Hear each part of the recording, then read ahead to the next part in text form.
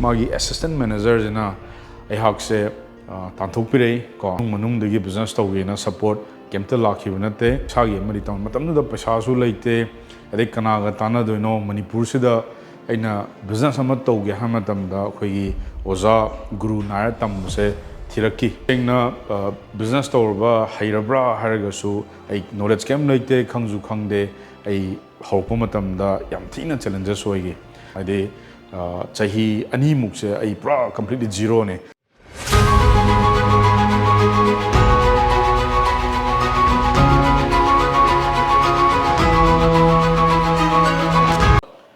Manipur sida aina thokri mamangda aisu journey amkhak myam da ngasidi share tawge na aina sigi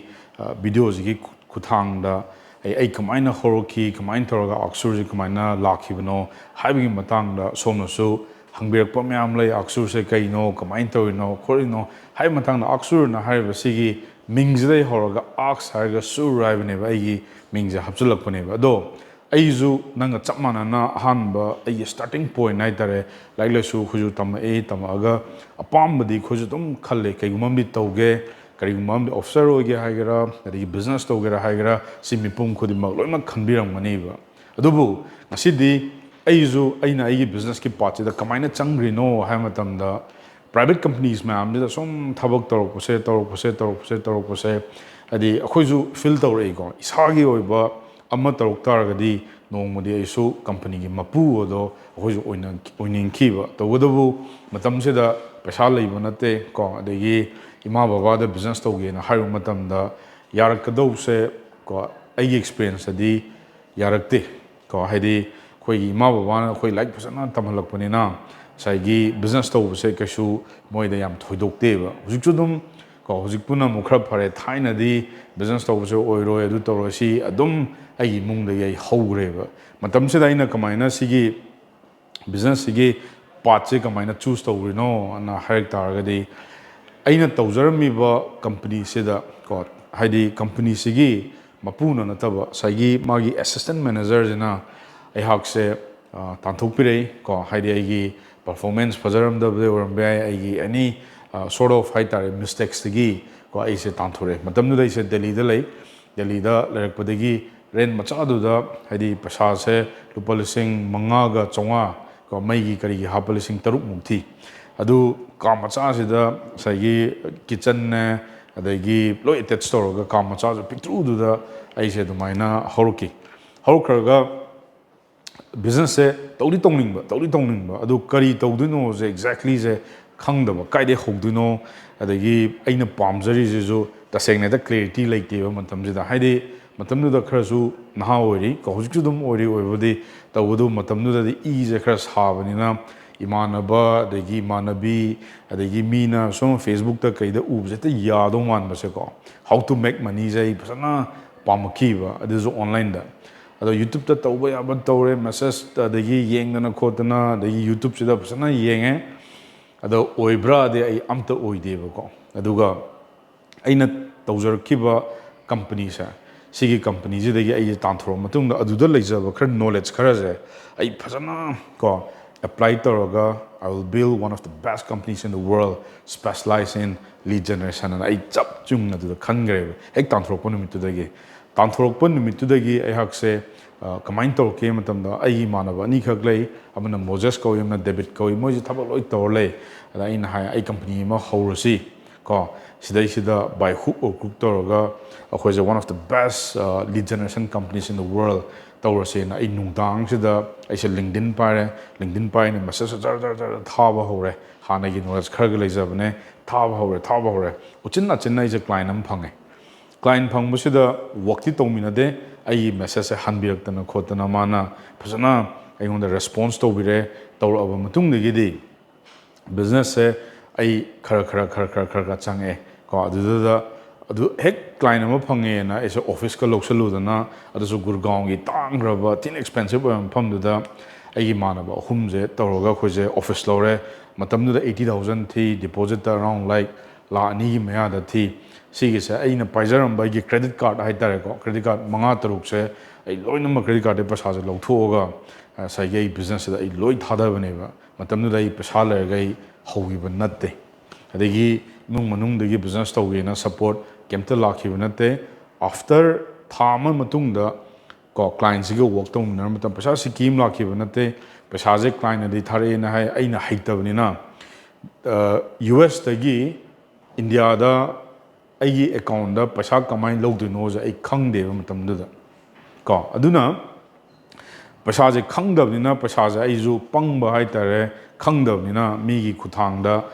ꯄꯩꯁꯥꯁꯦ ꯊꯥꯍꯜꯂꯛꯑꯒ ꯑꯩꯒꯤ ꯑꯦꯀꯥꯎꯟꯗ ꯆꯪꯉꯛꯇ꯭ꯔꯦ ꯄꯩꯁꯥ ꯍꯦꯛ ꯊꯥꯔꯛꯄꯒ phone ꯅꯝꯕꯔꯁꯦ block ꯇꯧꯕꯤꯈ꯭ꯔꯦ block ꯇꯧꯕꯗ ꯑꯩꯁꯦ ꯄꯨꯔꯥ ꯀꯩꯅꯣꯝꯗ ꯂꯩꯈ꯭ꯔꯦꯕ ꯁ꯭ꯇꯦꯠꯁꯦ ꯑꯗꯨꯕꯨ ꯏꯝꯄ꯭ꯂꯣꯌꯤ ꯃꯌꯥꯝꯒꯤ ꯁꯦꯂꯔꯤꯗꯤ ꯄꯤꯗꯕ ꯌꯥꯔꯣꯏ ꯑꯗꯒꯤ ꯑꯣꯐꯤꯁꯀꯤ ꯔꯦꯟ ꯊꯤꯗꯕ ꯌꯥꯔꯣꯏ ꯑꯩꯁꯦ ꯀꯩ ꯇꯧꯗꯣꯏꯅꯣꯁꯦ ꯑꯩ ꯁꯨꯈꯪ ꯈꯪꯗ꯭ꯔꯦ I'm completely lost on that time so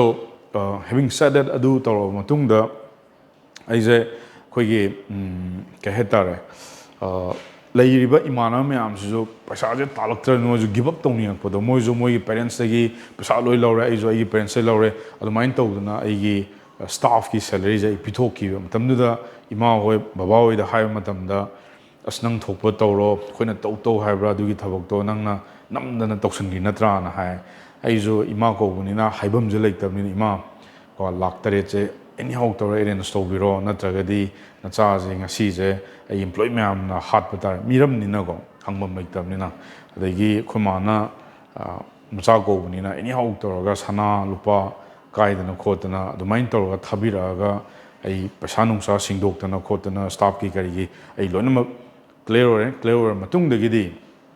ꯑꯩꯁꯦ ꯀꯣ ꯄꯩꯁꯥꯁꯦ ꯂꯩꯔꯛꯇꯕꯅꯤꯅ ꯑꯥꯎꯠꯁꯣꯔꯁꯤꯡ ꯇꯧꯁꯜꯂꯛꯑꯦꯕꯀꯣ ꯍꯥꯏꯗꯤ ꯀ꯭ꯂꯥꯏꯟꯒꯤ ꯄ꯭ꯔꯣꯖꯦꯛ ꯃꯌꯥꯝꯁꯦ ꯑꯩ ꯊꯤꯕ ꯍꯧꯔꯦ ꯀ꯭ꯂꯥꯏꯟ ꯄ꯭ꯔꯣꯖꯦꯛꯁꯦ ꯑꯩꯅ ꯂꯧꯁꯜꯂꯦ ꯑꯗꯨ ꯃꯇꯝꯗꯨꯗ ꯑꯩꯁꯦ ꯏꯟꯇꯤꯒ꯭ꯔꯦꯇꯔ ꯑꯣꯏꯅ ꯋꯥꯔꯛ ꯇꯧꯏ ꯍꯥꯏꯗꯤ ꯐꯤꯂꯤꯄꯤꯟꯁꯇꯒꯤ ꯀꯦꯅꯥꯗꯥꯗꯒꯤ US ꯗꯒꯤ ꯃꯦꯛꯁꯤꯀꯣꯗꯒꯤ ꯑꯦꯜ ꯁꯜꯚꯦꯗꯔꯗꯒꯤ ꯁꯤꯒꯨꯝꯕ ꯐꯣꯔꯦꯟ ꯀꯟꯇ꯭ꯔꯤꯁ ꯃꯌꯥꯝꯁꯤꯗ ꯇꯦꯂꯦꯟꯇꯦꯠ ꯑꯣꯏꯕ ꯃꯤ ꯃꯌꯥꯝꯁꯦ ꯑꯩ ꯀꯃꯥꯏꯅ ꯄꯤꯛ ꯇꯧꯔꯛꯇꯣꯏꯅꯣ ꯑꯗꯨꯒ ꯀ꯭ꯂꯥꯏꯟꯒꯤ ꯄ꯭ꯔꯣꯖꯦꯛꯁꯦ ꯀꯃꯥꯏꯅ ꯑꯦꯛꯖꯤꯀ꯭ꯌꯨꯠ ꯇꯧꯗꯣꯏꯅꯣꯅ ꯑꯩꯁꯦ ꯑꯗꯨꯒꯤ ꯑꯥꯎꯠꯁꯣꯔꯁꯤꯡ ꯑꯣꯏꯕ ꯄ꯭ꯔꯣꯖꯦꯛ ꯃꯌꯥꯝꯁꯦ ꯑꯩ ꯂꯧꯕ ꯍꯧꯔꯦ ꯂꯥꯏꯛ ꯋꯦꯕꯁꯥꯏꯠ ꯁꯥꯕ ꯑꯣꯏꯔꯣ ꯃꯥꯔꯀꯦꯇꯤꯡ ꯄꯥꯏꯕ ꯑꯣꯏꯔꯣ ꯑꯣꯇꯣꯃꯦꯁꯟ ꯑꯣꯏꯔꯣ ꯁꯣꯐꯋꯦꯌꯔ ꯗꯦꯕꯂꯞꯃꯦꯟ ꯄ꯭ꯔꯣꯖꯦꯛ ꯑꯣꯏꯒꯦꯔꯥ ꯑꯗꯒꯤ ꯀꯟꯁꯜꯇꯤꯡ ꯑꯣꯏꯒꯦꯔꯥ ꯑꯗꯒꯤ ꯔꯤꯀ꯭ꯔꯨꯠꯃꯦꯟ ꯑꯣꯏꯒꯦꯔꯥ ꯁꯤꯒꯨꯝꯕ ꯄ꯭ꯔꯣꯖꯦꯛ ꯃꯌꯥꯝꯁꯦ ꯑꯩ ꯇꯞꯅ ꯁꯨꯝ ꯇꯧꯔꯛꯄꯗꯒꯤꯗꯤ ꯅꯣꯡꯃꯁꯦ ꯐꯦꯁꯕꯨꯛꯇ ꯑꯩ ꯑꯍꯥꯟꯕ ꯃꯦꯟꯇꯣꯔꯁꯦ ꯁꯤꯗꯥꯔꯠ ꯑꯥꯁꯀꯔ ꯀꯧꯏ ꯃꯇꯝꯁꯤꯗ ꯋꯦ ꯕꯦꯛ ꯏꯟ 2018-19ꯒꯤ ꯃꯔꯛꯁꯦ ꯁꯤꯗꯩꯁꯤꯗ ꯑꯩꯁꯦ ꯃꯥ ꯐꯖꯅ ꯊꯦꯡꯅꯔꯀꯥꯟꯁꯤꯗ ꯃꯥꯒꯤ ꯐ꯭ꯔꯤꯒꯤ ꯆꯦꯂꯦꯟꯖ ꯑꯃꯈꯛ ꯑꯩꯁꯦ ꯌꯥꯎꯈꯤꯀꯣ ꯅꯨꯃꯤꯠ 10ꯅꯤꯗ ꯀꯃꯥꯏꯅ ꯂꯤꯗ ꯖꯦꯅꯔꯦꯠ ꯀꯃꯥꯏꯅ ꯇꯧꯗꯣꯏꯅꯣ 100 ꯂꯤꯗꯁ ꯁꯤꯗꯒꯤ ꯑꯩꯁꯦ ꯖꯣꯏꯟ ꯇꯧꯔ ꯃꯇꯨꯡꯗ ꯃꯥ ꯄꯤꯆ ꯇꯧꯔꯛꯑꯦ ꯂꯥꯁ ꯗꯦꯗꯀꯣ ꯂꯥꯁ ꯗꯦꯁꯤꯗ ꯑꯩꯁꯦ ꯄꯩꯁꯥ ꯂꯩꯇ꯭ꯔꯦꯕ ꯃꯇꯝꯗꯨꯗ ꯂꯨꯄꯥ 3,000 ꯊꯤꯀꯣ 3,000 ꯊꯤꯕ ꯑꯃꯅ ꯂꯨꯄꯥ 10,10 ꯍꯧꯖꯤꯛꯄꯨꯗꯤ ꯍꯦꯟꯈ꯭ꯔꯦ ꯑꯗꯣ ꯑꯍꯥꯟꯕꯗ ꯑꯩ ꯃꯥꯏ ꯀꯣꯔꯁꯁꯦ ꯐꯖꯅ ꯂꯩꯔꯦ ꯐꯖꯅ ꯇꯝꯃꯦ ꯑꯩ ꯔꯤꯖꯜ ꯐꯪꯗꯦ ꯀꯣ ꯍꯥꯏꯗꯤ ꯆꯍꯤ 2ꯃꯨꯛꯁꯦ ꯑꯩ ꯄꯨꯔꯥ ꯀꯝꯄ꯭ꯂꯤꯠꯂꯤ ꯖꯤꯔꯣꯅꯦ ꯀ꯭ꯂꯥꯏꯟꯒꯤ ꯄ꯭ꯔꯣꯖꯦꯛ ꯃꯆꯥ ꯃꯁꯨ ꯂꯨꯄꯥ $100 $200 ꯑꯗꯨꯅꯗꯤ ꯍꯤꯡꯕ ꯌꯥꯗꯦ ꯑꯗꯨꯗꯨꯅ ꯑꯩꯒꯤ ꯍꯧꯖꯤꯛꯄꯨꯗꯤ ꯋꯥꯏꯐ ꯑꯣꯏꯔꯦ ꯑꯩ ꯒꯔꯜꯐ꯭ꯔꯦꯟꯁꯤꯅ ꯃꯇꯝꯗꯨꯗ ꯐꯖꯅ ꯄꯩꯁꯥꯁꯦ ꯈꯖꯤꯛꯇ ꯑꯣꯏꯔꯁꯨ ꯁꯞꯄꯣꯔꯠ ꯇꯧꯕꯤꯔꯛꯑꯦ ꯏꯟ terms of ꯕꯤꯖꯤꯅꯦꯁꯇ in terms of ꯑꯩꯒꯤ ꯅꯨꯡꯇꯤꯒꯤ ꯆꯪꯗ ꯌꯥꯗꯕ ꯈꯔꯆꯥ ꯄꯥꯅꯤ ꯁꯤꯗꯩꯁꯤꯗ ꯄꯩꯁꯥꯁꯦ ꯈꯔ ꯑꯗꯨꯃꯥꯏꯅ ꯃꯇꯦꯡ ꯄꯥꯡꯕꯤꯔꯛꯑꯦ ꯑꯗꯨꯒ ꯄꯩꯁꯥꯁꯦ ꯂꯩꯇꯕꯅꯤꯅ ꯀ꯭ꯔꯦꯗꯤꯠ ꯀꯥꯔꯗꯇꯒꯤ ꯃꯥꯏ ꯀ꯭ꯔꯦꯗꯤꯠ ꯀꯥꯔꯗꯇꯒꯤ ꯇꯧꯔꯒ ꯑꯩꯒꯤ ꯍꯧꯖꯤꯛꯀꯤ ꯑꯣꯖꯥꯒꯤ ꯁꯤꯗꯥꯔꯠ ꯑꯥꯁꯀꯔꯒꯤꯁꯦ ꯑꯩ ꯂꯩꯔꯛꯑꯒ ꯑꯗꯨꯃꯥꯏꯅ ꯑꯩꯁꯦ ꯖꯣꯏꯟ ꯇꯧꯔꯛꯄꯅꯦꯕꯀꯣ ꯖꯣꯏꯟ ꯇꯧꯔ ꯃꯇꯨꯡꯗꯒꯤꯗꯤ ꯆꯍꯤ 2ꯁꯦ ꯑꯩ ꯐꯖꯅ ꯇꯝꯃꯦ ꯀꯣ ꯏꯟ ꯇꯥꯔꯝꯁ ꯑꯣꯐ ꯃꯥꯔꯀꯦꯇꯤꯡꯗꯒꯤ ꯁꯦꯜꯁꯇꯒꯤ ꯑꯗꯒꯤ ꯗꯤꯖꯤꯇꯦꯜ ꯃꯥꯔꯀꯦꯇꯤꯡ ꯃꯇꯝꯗꯨꯗ ꯌꯥꯝ ꯆꯠꯅꯩꯀꯣ ꯑꯗꯩ ꯀꯃꯥꯏꯅ ꯐꯦꯁꯕꯨꯛ ꯀꯃꯥꯏꯅ ꯔꯟ ꯇꯧꯒꯅꯤ ꯑꯗꯒꯤ ꯇꯥꯔꯒꯦꯠ ꯑꯣꯗꯤꯌꯟꯁ ꯀꯃꯥꯏꯅ ꯇꯧꯔꯛꯀꯅꯤ ꯑꯕꯇꯥꯔ ꯁꯤ ꯐꯖꯅ ꯆꯍꯤ 2ꯁꯦ ꯂꯨꯞꯊꯔꯒ ꯐꯖꯅ ꯇ꯭ꯔꯥꯏ ꯇꯧꯔꯛꯑꯦ with no ꯔꯤꯖꯜꯁ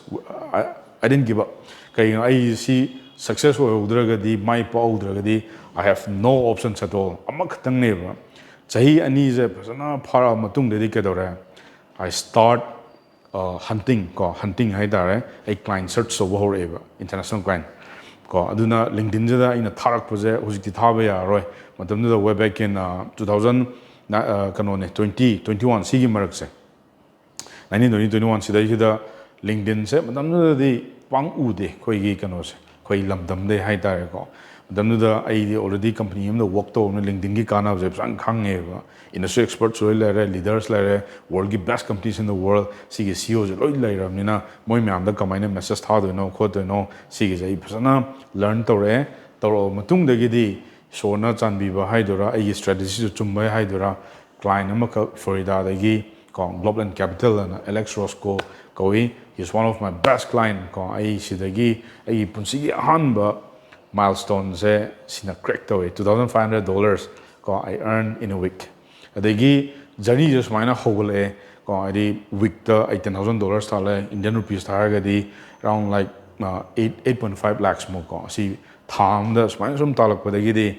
mana client mo hare the ni su $20,000 mo hojale smine sum to salak padi ai se 2023 24 사이북 제 산 떠오르고 ai zu luhong matung sida khoi lan nung tawdana khotana tarim tamsida khoi internet se kya phangde ai international thabak tawni na manipura luhong matung dai sadal daw yan tawni internet se phangdre khoi lam sida phana kuina internet se manipur da leite adagi di ko ai se manipur da thadwe chahi ma mapanda mu chalai ko ti da ai chahi ma mu lare adai nongmadi khoi inong pasing haitar mana yambazu haidi kanoda manipur da zu takpiji tambiji thin inspire ni have that's a good idea na ina haire ko adagi de ai se intern je ai tasengna logi na te direction je matam du da sum manipur da sum angang se taksira taoisira na sum khanjana lem na engon da budir chok nam tore manipur music moina noina power na haire ba angang mayam lei sigi saina delhi da le kan da phone torok da message tharak da ko adumain to da torok podagi di si yai ko idea se yai ko ina kai gumba tak ta ai kasu yam na manipur ka interested oi de hana kai no hai tar di market value jam pi soma kanda dollars on the earn toraga indian rupees to kumdar pose bit yam ti an da seng na ga de kai no world class level maga asagi local level da mu kumdar pa hai se kai feel tong experience example oina 5-star hotel le maga khoi gi local gi cha thak pi hotel la chango jodi hoi nong phaduk ti changi ni banang hainar oi basigi kano je aduna interest kya lerekte khoi lamdam sida da gi khalle go manipur da lupa lakh tere pirpa client je ti da kha wa ni nei dum khanjai ba so why don't I try with different sifam khak lakh re da kanu matam sida ai nupi ga tinaba mamanabi khaklei manabi mai gi manong nu pa se thabak lore khole ma gi thira ma thira khanglei na pare law moje ta ge na azu dai testing am khak to gi to re ba ko masi kanu ne 2023 gi na khoi gi September October sai gi timing ne sida ai se intern ani khak lowe lora ga adu da ASKSUR ga adu da mo kitang ke hetare manin nam khak adu da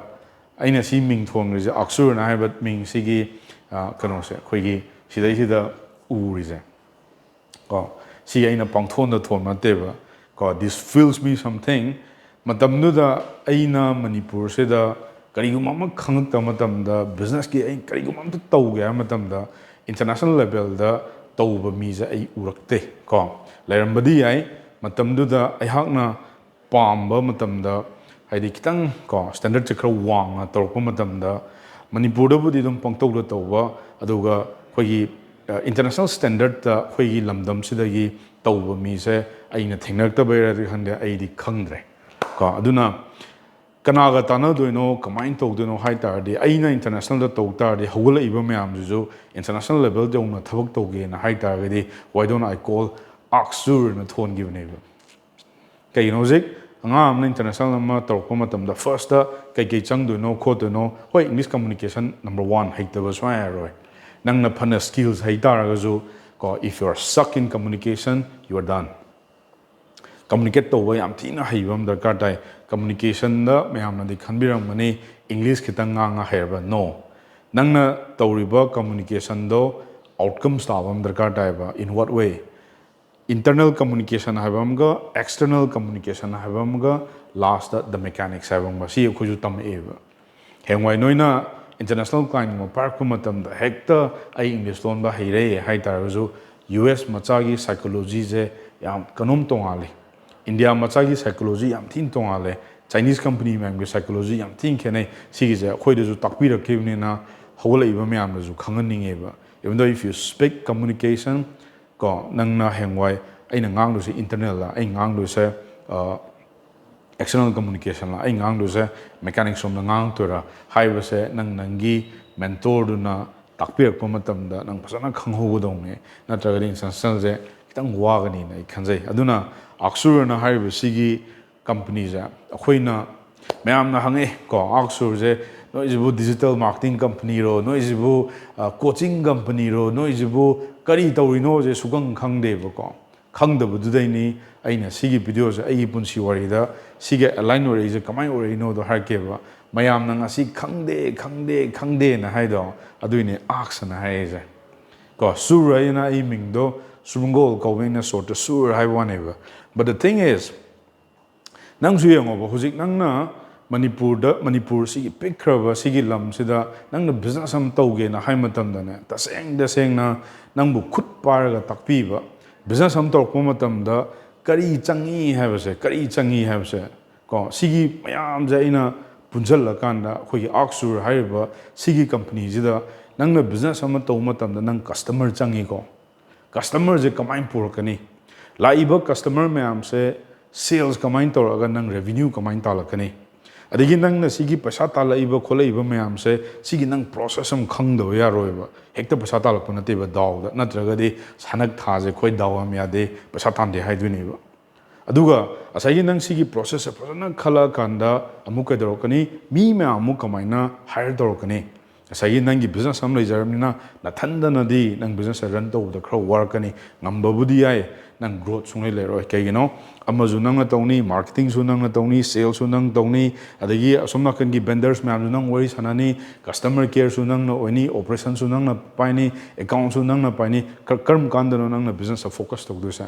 dates Y we ꯅꯤꯗ a good team ꯅꯪꯒꯤ ꯕꯤꯖꯤꯅꯦꯁꯁꯨ ꯌꯥꯝ ꯊꯤꯅ solid ꯑꯣꯏꯕ ꯑꯃ bill ꯇꯧꯔꯛꯀꯦ ꯍꯥꯏ ꯇꯥꯔꯒꯗꯤ ꯅꯪꯒꯤ ꯇꯤꯝꯁꯦ ꯌꯥꯝ ꯐꯕ ꯑꯦꯛꯁꯇ꯭ꯔꯥꯑꯣꯔꯗꯤꯅꯔꯤ ꯇꯤꯝ ꯑꯃꯈꯛ ꯂꯩꯇ꯭ꯔꯒꯗꯤ ꯅꯪꯅ ꯁꯦꯝꯕ ꯑꯃ ꯗꯔꯀꯥꯔ ꯇꯥꯏꯌꯦꯕ ꯑꯗꯨꯅ ꯑꯛꯁꯨꯔꯗ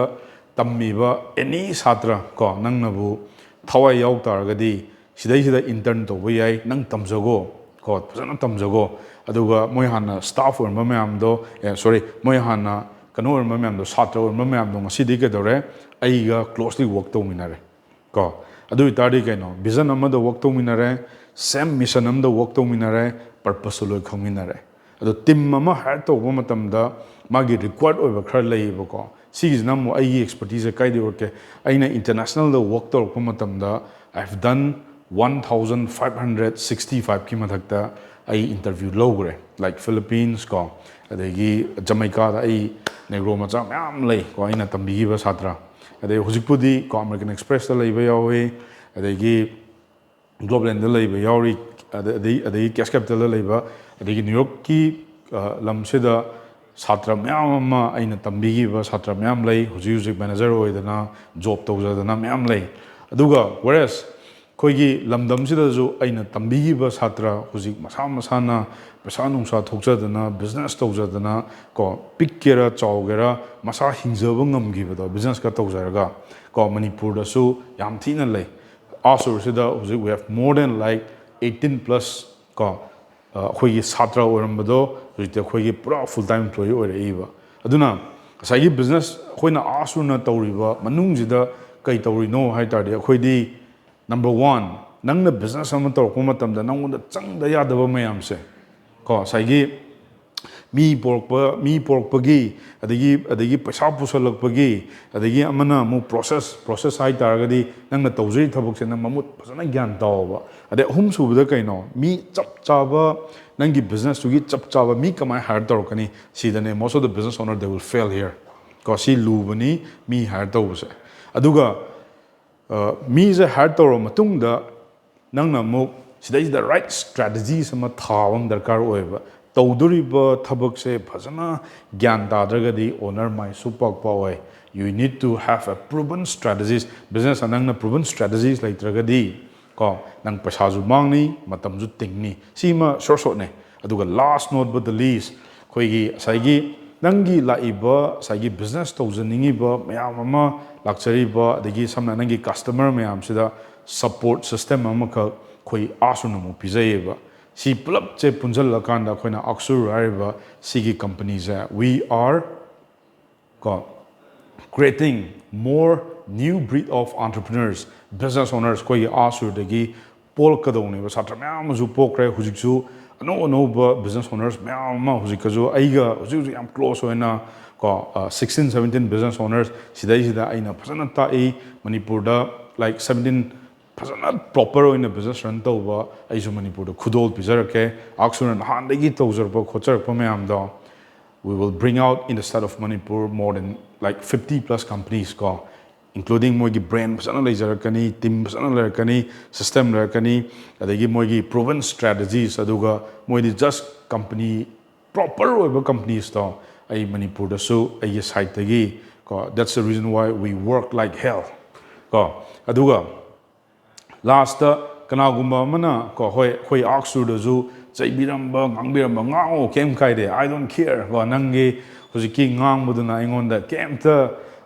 Aina, Kehetare, Go, Maning Hangado like Go, if you think we are wrong, just tell me in my face, not a problem at all. So what I want is, Ahoina Sida ASKSUR Rizu, Nong Hadoksu Lao, Officer Lao, no Google address like Hang Mane, anytime ASKSUR Manunda Kaitogi is Yango, Kayino, we're building for the society, not only me. I contribute to me, but Sigi Karaza, and why in a Sigazo, Manipur business, I'm a command person, Tamdo, proper way that I did. No one that's under me, I'm the recipe Pirakaniva. We're not just like company, Matsam, like marketing company, digital company, AI company, coaching company, institute company. We're none of that. We are completely different. We are a business growth center.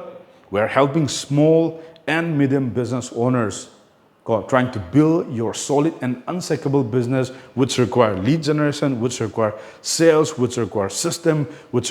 require team building, which you need a proven strategies in order to build your solid and unshakable business. Not only that, we're also supporting you in order to build your business like without depending on you yourself. So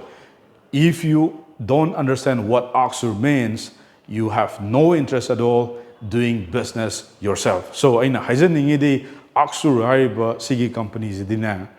myam nangnabu business interested or ko aina khud par ga takchage ko until and unless nang hek give up tawdri tine ASKSUR gi malai any thizagi fees so thizas hanova nangna haitri bukti akhoi execution support pibani adagi nongna hujik khoi online da zulai offline da zulai noina sida la na tamjar swai ASKSUR dabu changak targadi ko I will call you. You are my tribe. You are a new breed of entrepreneurs. Might be you have been doing hanasu business to biramba yai oisanu ko khoi sida changak targadi entrepreneur business owners mayam pulaga akhoi se business growth center am sagalakpaneba ado future dasu ASKSUR dagi entrepreneur business owners ai pamjabadi ai world class oina puthorok this is we are hoping for. So ladies and gentlemen, having said that, I'll see you in the next video. Thank you guys. Bye-bye.